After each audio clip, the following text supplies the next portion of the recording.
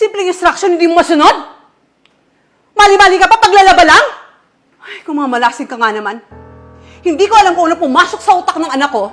Bakit ikaw pinakasalan niya? Eh, bomba ka naman! Tonta! Nak? Mas naman si nanay, panira ng moment. Nak, may pera ka ba dyan? Nay! Sandali lang! Antay ka lang sa baba! O, sige. Antayin kita sa baba.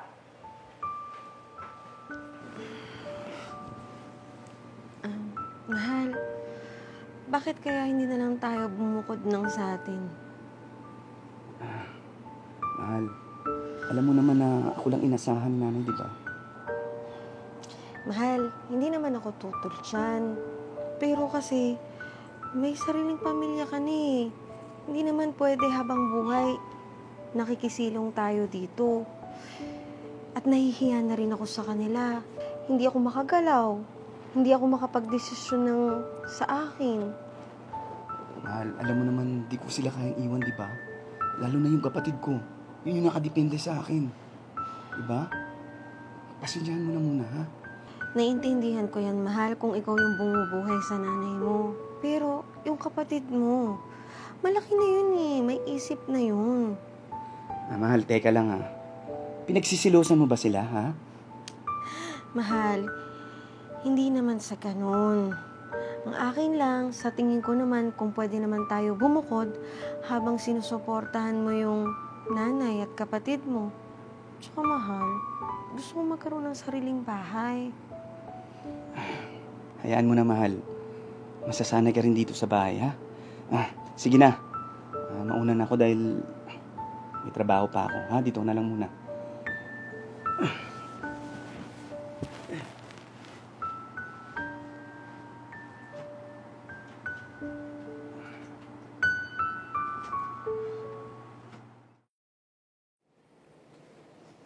Mahal?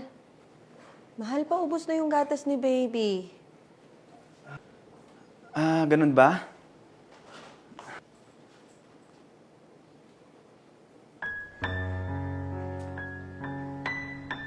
Mahal. 500 pesos na lang tong natirang pera ko eh.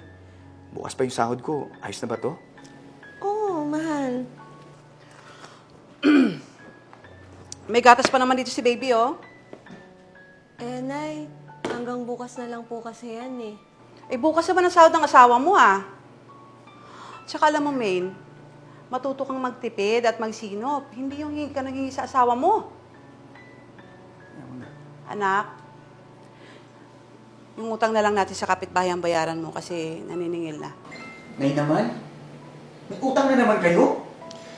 Nay, ano po kasi, kailangan ni baby ng gatas. Eh, hindi po ako sanay ng walang reserba. Eh, mas okay na po yun na nakahanda kaysa naman po magutom yung anak ko. OA mo, ha?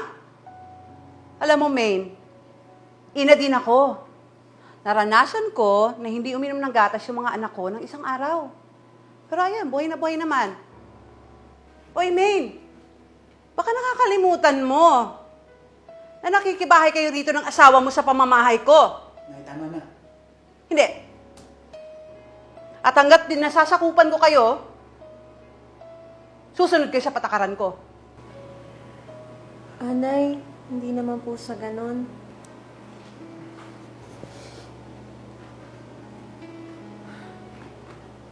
Akin yung 500. May paggagamitan ako. Mahal, pagpasensyaan mo na muna si nanay, ha? May magagawa pa ba ako? Sige na, mahal. Baka malate na ako sa trabaho. Dito na muna kayo ni baby, ha? Baby, alis mo na si tatay, ha? Sige na.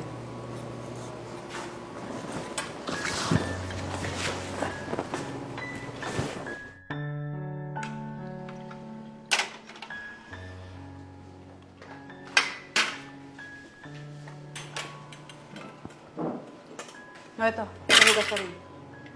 Sige po, Nay. At siya nga pala, yung pinalaban ko sa'yo, nalaban na ba? Opo, Nay. Nakasampay po sa labas. Buti naman. Tsaka ate, yung polo ko pala, palaban na lang ah. Kailangan ko kasi bukas eh. Sige. May barya ka ba dyan? Bibili lang ako yasin sa labas. Dali. Eto. Okay na ba yan? Ate, baka pwedeng dagdagan. Baka ko lang.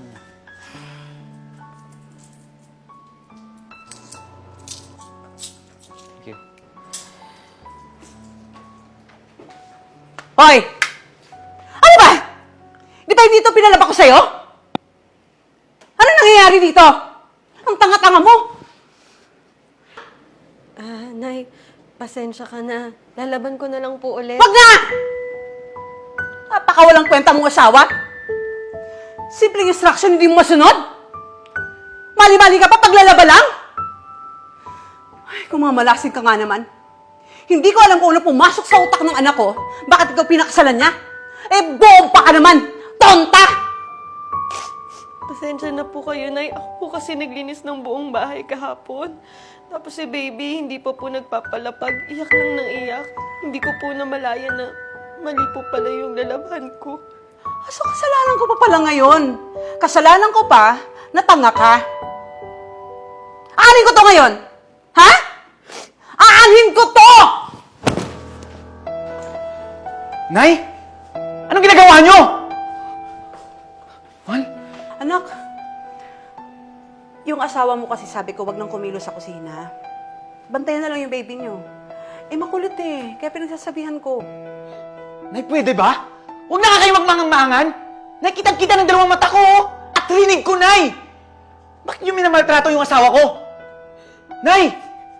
Tratuhin nyo naman na anak to! Na hindi siya dito katulong! Asawa ko siya! Anak, mali yung narinig mo. Simula ngayon, bubukod na kami. Alis na kami dito! Anak, mag-usap tayo. Kuya, paano yung pangyosi ko? Alam mo, isa ka pa eh! Abusado ka! Di ba pinag-aaral kita? Pero ang ginawa mo? Tumatambay ka lang! Puro kahingi! Alam mo, masaya sana tayo dito kung nagsama-sama tayo. Pero ano ginawa niyo sa asawa ko? Ginawa niyong katulong! Nay! Turing niyo naman to na anak! Asawa ko to! Hindi katulong! Ha? Simula ngayon, magbubukod na kami mag-iina. Tara naman!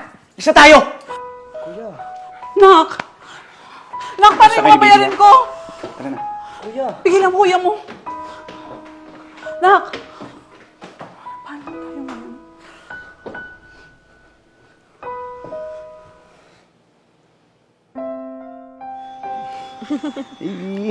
Mahal, masaya ako.